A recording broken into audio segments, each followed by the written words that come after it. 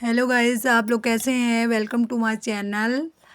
आई hope कि आप सभी बढ़िया होंगे। हम भी बढ़िया हैं। आज हम जा रहे हैं सुमित्रा नंदन पंत जी का जहाँ पर जन्म स्थान है कौसानी में। आइए चलते हैं और आपको दिखाते हैं म्यूज़ियम। गाइस, यहाँ पर से हमें बहुत ही सुंदर सा व्यू देखने को मिलता है। आइए चलते हैं अंदर की ओर।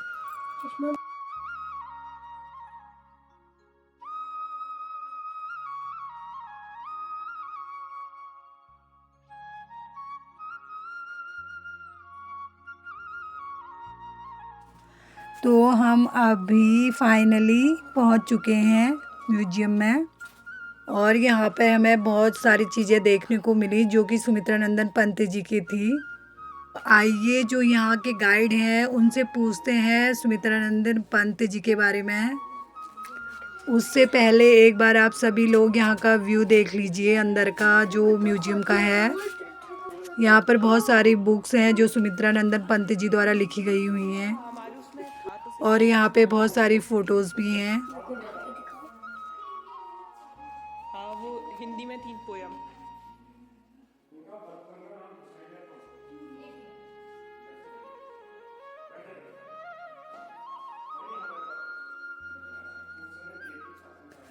आइए चलो पूछते हैं जो यहाँ के गाइड हैं। लेकिन शासनकाल में उनके पिताजी यहाँ पर सर्विस करते थे। कौसानी की स्टेट के मैनेजर थे। तब जाकर पंत जी इस घर में पैदा हुए 20 मई 1900। तो पैदा होते हुए इनका माता देहांत इसी घर में हो गया था 6 घंटे के बाद। तो इनका लालन पोषण जो किया था इनकी बुआ ने किया था। तब जाकर पंत जी ने प्राइमरी की शिक्षा यही कौसानी वरना पब्लिक स्कूल से किया था। अग्रिम शिक्षा के लिए अल्मोड़ा चले गए थे। इलाहाबाद से इन्होंने डिग्री प्राप्त की थी। इस घर में इन्होंने 7 साल की आयु से काव्य पाठ रचना लिखना शुरू किया था। बचपन का नाम था इनका गोसाईदत्त पंत जो इनके पिताजी ने दिया था। 1911 ईस्वी में इन्होंने भगवान श्री राम के भाई लक्ष्मण को अपना आदर्श मानते हुए अपना नाम सुमित्रा नंदन पंत रख दिया था। पंत जी आजीवन अविवाहित रहे, अपनी शादी नहीं की थी उन्होंने। एक दत्तक पुत्री को गोद दिया था वृद्धोवस्था। वो लड़की अभी जीवित हैं, वर्तमान समय दिल्ली में रहती है। उनका नाम है श्रीमती सुनीता जोशी। पंत जी के पिताजी का नाम था श्री गंगाधर पंत, माता जी का नाम है श्रीमती सरस्वती देवी। 3 भाई पंत जी के बड़े थे। सबसे बड़े भाई हरदत्त पंत जी थे, दूसरे भाई थे देवीदत्त पंत। देश आज़ाद होने के बाद 1952 ईस्वी में पहले लोकसभा चुनाव बलमोरी जिले से सांसद रहे। तीसरे भाई थे रघुवर्धन पंत।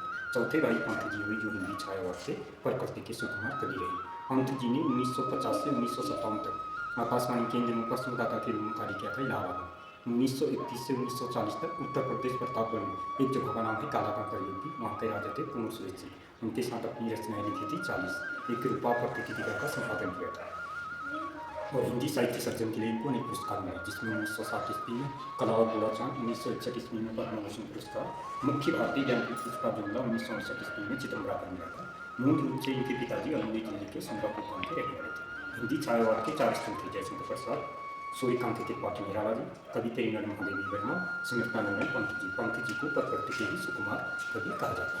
ये उनका सम्मान है। जैसे टेबल लैंप, चेयर, उनके वस्त्र, ये भी पुरुष विद्यालय में उनका हिंदी साहित्य का सब पढ़ने वाले, ये बेड, चादर, सूटकेस, अलमारी, चश्मा, उनके कपड़े, उनकी लिखी हुई पंक्तियाँ, जो उनकी किताबें जो लिखी हुई हैं वो अभी बंद है। गाइस, हमने म्यूज़ियम तो देख लिया, अब हम उनका घर देखते हैं। कुछ इस प्रकार था यहाँ पर। अब यहाँ पे बहुत अच्छा कर दिया है। ये जो है यहाँ पर, ये बहुत पुराना स्थान है। भूल भुलैया यार ये तो यहाँ पे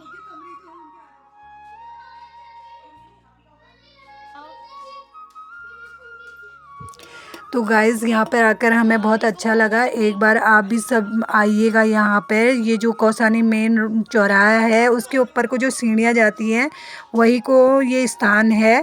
तो अभी के लिए इतना ही। अगले वीडियो में मिलते हैं, तब तक के लिए बाय बाय। आप हमारे चैनल को लाइक करें, सब्सक्राइब करें।